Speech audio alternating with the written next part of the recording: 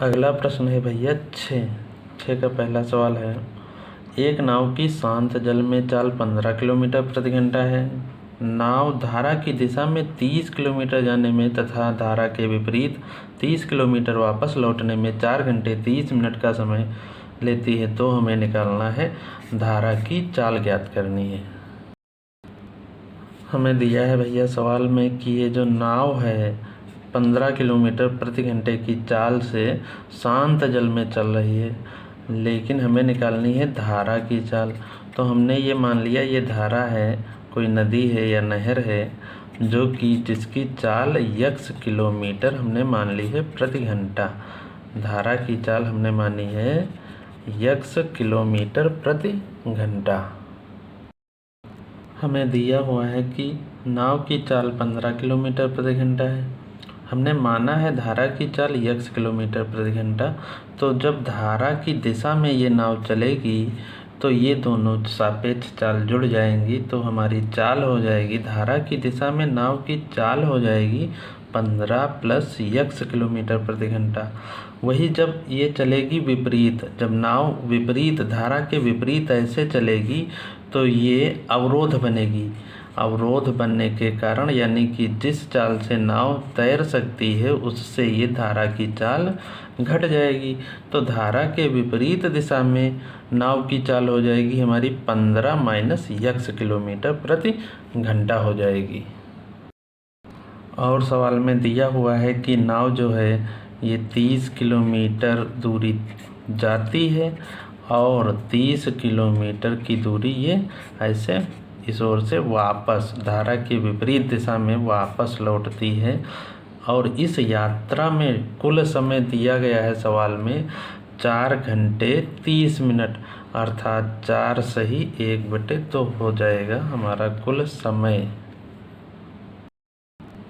कुल समय दिया गया है, कुल समय बराबर दिया है 4 सही 1/2, अर्थात 4 घंटे और 30 मिनट, ये टोटल घंटे दिया हुआ है। तो जाने में और आने में लगा समय, एक सूत्र होता है समय बराबर दूरी बटे चाल होता है भैया। जब हम जाने में अगर लगा समय निकालें तो जाने में लगा समय वो गई है 30 किलोमीटर की दूरी गई है किस चाल से 15 प्लस x किलोमीटर प्रति घंटे की चाल से 30 किलोमीटर गई है, और 15 माइनस x किलोमीटर प्रति घंटे की चाल से वो 30 किलोमीटर ही दूरी वापस आई है। तो इन दोनों स्थितियों का योग दिया हुआ है 4 सही 1/2 घंटे समय लगा है, इसलिए यहाँ पर हमारा समीकरण हो जाएगा जाने में लगा समय, समय बराबर दूरी बटे चाल से, ये दूरी हो गई 30, चाल है जाने की 15 प्लस x है, और अगर आने का लगा समय जोड़ दें 30/15 माइनस x, तो ये आना चाहिए 9/2 के बराबर। अब इस समीकरण को हल करने पर हमारा आंसर आ जाएगा। तो यहाँ पर इसको हल करने के लिए देखें भैया 30 है हमारा कॉमन है, तो 30 ये हम कॉमन ले लेंगे तो बचेगा अपना 1/15 plus x plus 1/15 minus x बचेगा। सामने देखो है हमारा 9/2 है। अब यहाँ पर हर बराबर कर लो, तो ये देखो भैया आएगा 30 ऐसे ही लिखा, यहाँ पर इसकी क्रॉस मल्टीप्लाई कर दो तो 15 माइनस x, इसकी गुड़ाई शोर कर दो तो भाई आएगा 15 प्लस x आएगा, और नीचे की इन दोनों की गुणा करने पर आएगा a प्लस बी लिखा हुआ है a माइनस बी, यानी a स्क्वायर करोगे तो 225 आएगा, माइनस बी स्क्वायर करोगे तो x स्क्वायर, यानी a plus B a minus B होता है a स्क्वायर, तो a स्क्वायर 15 का वर्ग लिख दिया, माइनस बी स्क्वायर, तो बी स्क्वायर है हमारा x स्क्वायर, बराबर ये आया 9/2। अब आगे तो क्या होगा, यहाँ पर हमारा x और प्लस माइनस का x ये कैंसिल हो रहा है तो इसको काट देंगे, 15 हुआ 30, 30 की इस 30 से गुणा कर देंगे तो आ जाएगा 900, बटे में आ जाएगा 225, माइनस यक्स स्क्वायर बराबर 9/2। अब क्रॉस गुणा करते हैं अगर यहाँ से, तो 9 दूनी 1800 हो जाएगा इस ओर। 1800 बराबर 225 की 9 से गुणा करने पर आएगा 2025, और ये माइनस यक्स स्क्वायर यानी 9 स्क्वायर आ जाएगा, जिसे हल करने पर प्राप्त होगा 9 स्क्वायर बराबर ये 1800 भैया इस ओर ले जाओ, तो इसमें से 2025 से घटा देंगे, बचेगा 225, या यक्स स्क्वायर बराबर 9 से इसको भाग दे दें तो आएगा अपना 9 दूनी 18, 9 बचे 45, या आ जाएगा यक्स स्क्वायर बराबर, या यक्स बराबर होगा √25, जिसका वर्गमूल लेने पर आ जाएगा 5। यही हमारा आंसर है, जो कि धारा की चाल मानी गई थी, ये किलोमीटर प्रति घंटा। अगला सवाल है भैया ऊंचाई दूरी से। 6 का ख नंबर दिया है कि सड़क के एक ओर स्थित एक मकान के सड़क के दूसरी ओर स्थित मीनार के शिखर से मकान की छत और आधार के अवनमन कोण क्रमशः 45 और 60 हैं। यदि मकान की ऊंचाई 10 मीटर है तो मीनार की ऊंचाई हमें ज्ञात करनी है, ये दिया गया है। हमें दिया है सवाल में कि एक सड़क हमने मान लिया AB है, सड़क के एक ओर ये मकान हमने माना है AC, इसे C लिख दिया, ये मकान है, और दूसरी ओर दिया है कि एक मीनार है। मीनार भैया बड़ी होती है मकान से सदैव, इसलिए मीनार हमने एक लंबी लाइन खींची है, और ये मकान छोटा होता है। और सवाल में दिया है कि इस मीनार के यहाँ टॉप पॉइंट यानी यहाँ से शीर्ष से मकान के शीर्ष का ये अवनमन कोण 45 डिग्री है। तो यहाँ पर अगर हम इसके समांतर रेखा खींचें ये, तो ये 45 हो जाएगा भैया। और दिया है यहीं से मीनार की शीर्ष से दिया हुआ है कि मकान के आधार का अवनमन कोण, ये टोटल कोण दिया हुआ है 60 डिग्री, तो यहाँ पर ये हमारा 60 डिग्री कोण हो जाएगा। और दिया है सवाल में कि इस मकान की ऊंचाई 10 मीटर है, ये ऊंचाई 10 मीटर दी है, तो ये सामने के भाग यहाँ पर अगर पॉइंट D लिख दें तो इसकी भी ऊंचाई, हमारी मीनार की इस भाग की ऊंचाई 10 मीटर पता चल गई है। शेष बची है भैया ये ऊंचाई, यहाँ पर कोई पॉइंट F लिख दो तो हमें ये DF हमें प्राप्त कर लें। यही अगर निकल आए तो हमारी टोटल ऊंचाई मीनार की हो जाएगी H+10 हो जाएगी।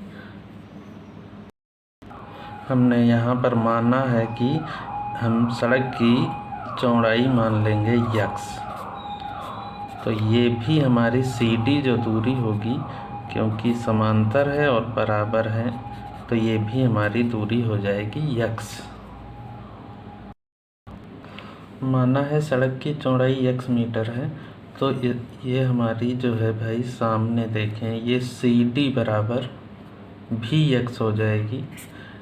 और दिया है मकान की ऊंचाई 10 मीटर है, ये मकान की ऊंचाई 10 मीटर दी है, तो सामने इसके BD जो भाग है ये भी 10 हो जाएगा। शेष हमने मानी है h, और अब हम मान लेंगे ये कुल ऊंचाई मीनार की कुल ऊंचाई कैपिटल H है, तो कैपिटल H बराबर हो जाएगा ये 10 प्लस H हो जाएगा, तो कुल मीनार की ऊंचाई आएगी 10 प्लस H। ये टोटल हमको ज्ञात करना है। अगर हमें यहाँ पर H का मान निकल आए तो हमारा सवाल हल हो जाएगा। तो पहले देखें भैया ऊपर त्रिभुज देखें, ये FCD में अगर हम लगाएं tan थीटा होता है लंब बटे आधार, तो त्रिभुज यहाँ पर हम पहले ऊपर वाला हल करना चाहते हैं। FCD में tan कितना, tan 45 बराबर हो जाएगा H बटे x हो जाएगा। tan 45 का मान 1 होता है, इसलिए H/x, या h बराबर कितना आया भैया, यहाँ से h बराबर हो गया x। इसे हम समीकरण फर्स्ट डाल देंगे। और अगला त्रिभुज देखें भैया, ये बड़ा सा त्रिभुज ABF में, ABF, इसमें tan अगर 60 लगाएं तो होगा, लंब हमारा होगा h प्लस x टोटल होगा, ये यहाँ से यहाँ तक, और आधार है AB जो कि x है। तो यहाँ पर इस त्रिभुज में लगाने पर हो जाएगा त्रिभुज ABF में tan 60 बराबर हो जाएगा h प्लस 10 नीचे x। tan 60 का मान होता है भैया √3 बराबर h प्लस 10 अपान x हो गया। अगर हम यहाँ से क्रॉस गुणा कर दें तो आएगा h प्लस 10 बराबर √3x। इसे समीकरण नंबर अगर हम 2 डालें और समीकरण फर्स्ट में दिया हुआ है h बराबर x और हमें h ही प्राप्त करना है, इसलिए यहाँ पर x का मान ये h रख देंगे तो समीकरण फर्स्ट व सेकंड से आ जाएगा, फर्स्ट व सेकंड से आ जाएगा, क्या आ जाएगा, h प्लस 10 बराबर हो जाएगा √3 और यहाँ पर लिख देंगे h लिख देंगे। अब इसे ही हल करने पर आंसर आ जाएगा। हम इस h का मान निकाल लेंगे यहाँ से, इस h को इस ओर ले आए अगर तो √3h माइनस का h हो जाएगा, या इन दोनों में h का मान है तो √3 माइनस 1 हो जाएगा, या यहाँ से h बराबर हो जाएगा, इस ओर 10 ये चल रहा है, या h का मान अगर यहाँ से निकाला जाए तो h बराबर हो जाएगा 10/√3 माइनस 1। यहाँ से भैया हर का परमेकरण अगर कर दिया जाए तो √3 प्लस 1 से ऊपर गुणा और √3 माइनस 1 से नीचे गुणा की जाएगी, जिससे कि हमारा सवाल ये हो जाएगा। ऊपर इसकी गुणा करने पर आएगा √3 प्लस 1 और नीचे ये a माइनस b लिखा है और a प्लस b लिखा है, तो ये आ जाएगा a² माइनस b² करने पर 3 माइनस 1 होगा। अब ये आ गया भैया √3 प्लस 1, 3 से भैया 1 घटा तो बचा कितना, 2 बचा, 2 से इसको काट दो जो कि आएगा 5 √3 प्लस 1। ये हमारा h का मान आ गया। लेकिन हमारे मीनार की कुल ऊंचाई थी h बराबर h प्लस 10 थी, तो h का मान ये वाला भैया यहाँ पर रख दो, तो 5 √3 प्लस 1 और ये प्लस का 10, 5 से गुणा करो यहाँ पर अगर तो 5 √3, सॉरी ये 5 लिखा है, 5 √3 प्लस 5 प्लस 10, 10 5 15 जोड़ देंगे और ये हो गया 5 √3, 5 √3। अगर यहाँ से हम 5 कॉमन ले लें तो ये हमारा हो जाएगा 5 3 15 प्लस ये 5 बाहर निकल गया, ये बचा √3 और यही हमारा आंसर है इसका। अगला सवाल है पृष्ठीय क्षेत्रफल से दिया है कि एक लंबवृत्तीय शंकु की त्रिज्या और ऊंचाई जो है 3:4 के अनुपात में है और यदि इसका आयतन दिया हुआ है 301.44 सेंटीमीटर स्क्वायर है, तो शंकु की हमें त्रिज्या ज्ञात करनी है, जबकि दिया हुआ है पाई बराबर 3.14 दिया हुआ है। यहाँ पर हमें दिया है कि त्रिज्या r/h बराबर दिया है 3/4 दिया हुआ है। अगर हम यहाँ से मान लें r बराबर 3x तो h बराबर कितना हो जाएगा भैया, h बराबर हो जाएगा 4x हो जाएगा। और हमको आयतन दिया हुआ है, आयतन शंकु का दिया हुआ है, शंकु का आयतन बराबर दिया हुआ है 301.44 दिया हुआ है। आयतन होता है शंकु का 1/3 पाई आर स्क्वायर एच बराबर 301.44 हो जाएगा। पाई का मान दिया है हमारा, कितना दिया है भैया, दिया था 3.14 और आर देखो, आर दिया हुआ है 3x और एच बराबर है 4x। तो आर का मान यहाँ पर रखें, आर का मान हो जाएगा 3x का होल स्क्वायर इंटू 4x बराबर 301.4 और 4। यहाँ पर देखो भैया 1/3 ऐसे लिखा, इंटू पॉइंट अगर यहाँ से हटा दें तो ऊपर आ जाएगा 314 और नीचे 2 जीरो बढ़ जाएंगे, इंटू 3 का वर्ग हो जाएगा 9 एक्स स्क्वायर इंटू 4x बराबर, यहाँ पर अगर पॉइंट हटा दें तो 2 जीरो नीचे बढ़ा देंगे, हो जाएगा ये 100 नीचे हो जाएगा। इससे भैया ये कैंसिल हो गया।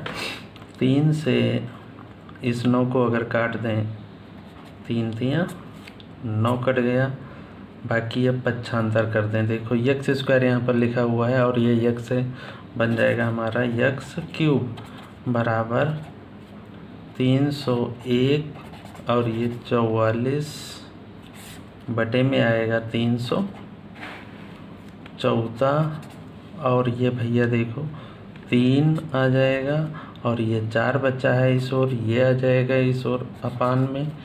अब अगर इससे इसको भाग करें, अब हम पहले 4 से इसको भाग करें, 4 से भाग करने पर आएगा 4 सते 28, 4 पंचे 20, 4 तियाँ 12 और 4 छंग 24। ये 4 से काटने पर इतना हो जाएगा। और यदि अब हम 314 से इसको भाग दें 7536 को, तो हमको प्राप्त होता है 24 और ये बटे में बचा भैया 3। अब 3 से 24 को काट दें तो आ जाएगा 8, हमारा आ गया एक्स क्यूब बराबर आया 8। यह एक्स बराबर कितना आया भैया, 2 आया यहाँ से। अब यही x का मान जो ये r बराबर 3x है और h बराबर 4x है, इन दोनों में क्रमशः अगर रख दें तो हमारी त्रिज्या और ऊंचाई निकल आएगी। हमें इस सवाल में त्रिज्या निकालनी है, तो त्रिज्या है हमारी r बराबर 3x है, r बराबर 3x है, x का मान आया है तो r बराबर हो जाएगा 3 गुणे 2 बराबर 6 सेंटीमीटर हो जाएगा। यही इस सवाल का आंसर है। अगला सवाल भैया है 6 का घा नंबर है सवाल। 2 अंकों से बनी एक संख्या एवं उसके अंकों को पलटने पर बनी संख्या का योग 66 है। योग हमें यहाँ पर दिया हुआ है 66 है। यदि संख्या के अंकों का अंतर 2 हो तो संख्या ज्ञात कीजिए। हमें संख्या प्राप्त करनी है, तो हमने मान लिया है यहाँ पर, माना दहाई का अंक y माना है इकाई का अंक y तथा दहाई का अंक x है। तो 2 अंकों की संख्या का सूत्र होता है 10 दहाई प्लस इकाई, इसलिए हमारी संख्या हो जाएगी 10। दहाई का अंक है हमारा देखो x है, तो x लिख देंगे यहाँ पर, और इकाई का अंक है y, तो हमारी ये 2 अंकों की संख्या ये हो जाएगी। अब आगे सवाल में कहा है कि अंकों को उलटने से बनी संख्या का योग, यानी कि इस संख्या के अंक उलट देंगे तो संख्या के अंकों के उलटने से संख्या बन जाएगी हमारी, अंकों को उलटने पर प्राप्त संख्या हो जाएगी 10y प्लस x, यानी ये y x के स्थान पर और x y के स्थान पर पहुंच जाएगा, तो क्रम उलट जाएंगे। अब दिया हुआ है कि इन 2 संख्याओं का योगफल 66 है, यानी कि वो संख्या और अंक उलटने पर प्राप्त संख्या का योग कितना दिया है, 66 दिया है। तो प्रश्नानुसार यहाँ से लगाएंगे, प्रश्नानुसार हमको ज्ञात है कि इन दोनों संख्याओं का योग यानी कि 10x प्लस y और इसका योग 10y प्लस x ये बराबर दिया हुआ है हमको सवाल में 66 है। ये 66 के बराबर कर देंगे। इसे हल कर लिया जाए अगर 10 एक 11x प्लस 10 एक 11y बराबर 66 हो गया। 11 से प्रत्येक पद में भाग हो रही है, तो 11 से अगर हम भाग दे दें तो बचेगा x प्लस वाई बराबर 6 आ जाएगा। इसे समीकरण फर्स्ट डाल देंगे। और दिया है अंकों का अंतर, सवाल में दिया है अंकों का, संख्या के अंकों का अंतर 2 है। अंकों का अंतर अर्थात द्वितीय शर्त है प्रश्नानुसार दिया है अंकों का अंतर बराबर है 2, अर्थात हम लिख सकते हैं x माइनस वाई बराबर 2। एक फर्स्ट समीकरण देखो ऊपर है और एक ये समीकरण है, दोनों को हल कर लेंगे। x और y का मान निकालना है समीकरण फर्स्ट व सेकेंड से। तो फर्स्ट हमारा है x प्लस वाई बराबर 6 दिया हुआ है, सेकेंड आया x माइनस वाई बराबर 2 आया, जिनको हल करने पर या जोड़ने पर हमारा प्लस माइनस वाई कैंसिल हो गया। आया कितना x 2x बराबर 6 2 8, या x बराबर आया हमारा 4 आ गया। अगर x का मान हम समीकरण यहाँ पर फर्स्ट में रख दें तो आ जाएगा y बराबर कितना आ जाएगा भैया 2 आ जाएगा। ये आप लोग हल कर लेंगे, हमने डायरेक्ट लिख दिया है। और हमारी संख्या हो जाएगी, संख्या थी 10x प्लस वाई, अर्थात 10 x का मान आया है, देखो 4 आया है तो यहाँ 4 लिख दो, प्लस y का मान कितना आया है 2, जिसे हल करने पर 10 चौक 40 2 42, ये हमारी संख्या हो जाएगी।